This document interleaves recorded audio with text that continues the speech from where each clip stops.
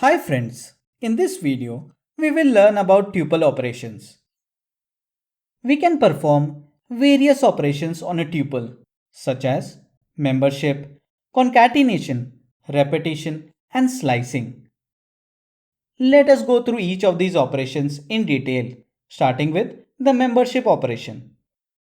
In and not in operators can be used to determine whether a value is present or not present in a tuple. For example, given a tuple T containing items string A, integer 2 and boolean true, 2 in T returns true as it is the second item of the tuple T. If we execute string B not in T, the result returned is true as string B is not present in the tuple. Moving on to the next operation, concatenation. The plus operator can be used to join two tuples and create a new tuple.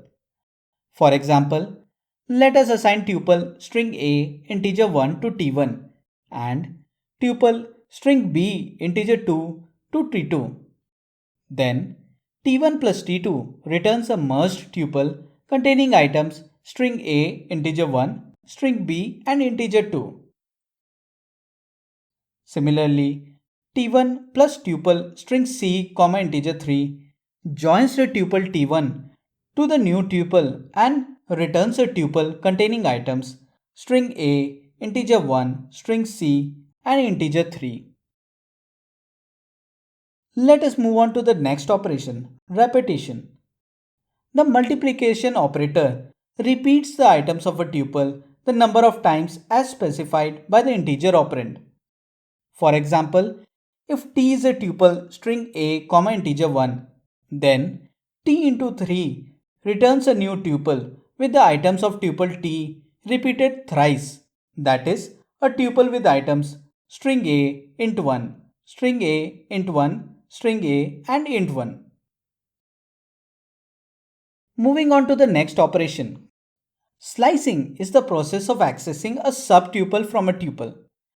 The subtuple can be obtained using the slice operator n to m enclosed within square brackets, which returns a tuple containing the items from index n to index m-1. For example, let us assign a tuple containing items string t, integer 4, float 9.0 and boolean true to a variable t.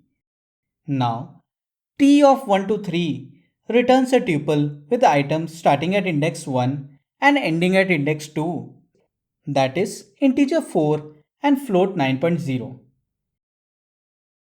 If the start index is omitted, the default value of n is set as 0, which denotes the first item of the tuple.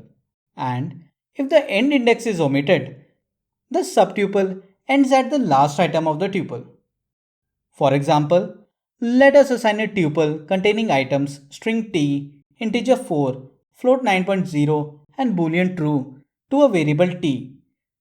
T colon 2 returns the tuple starting at index 0 and ending at index 1, that is string t, integer 4. T 1 colon returns the tuple starting at index 1 and ending at last index, that is integer 4, float 9.0 and boolean true.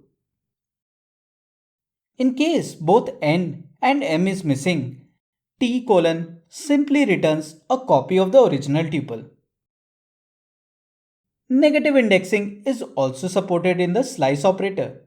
For example, let us assign a tuple containing items string t, integer 4, float 9.0 and boolean true to a variable t. T of minus 4 to minus 2 is equivalent to t of 0 to 2. Hence, it returns a tuple containing items string t and integer 4. The slice operator also allows the usage of an optional third index, which is known as step, as it allows a user to step over or skip items. For example, let us assign a tuple containing items string t, integer 4, float 9.0 and boolean true to a variable t.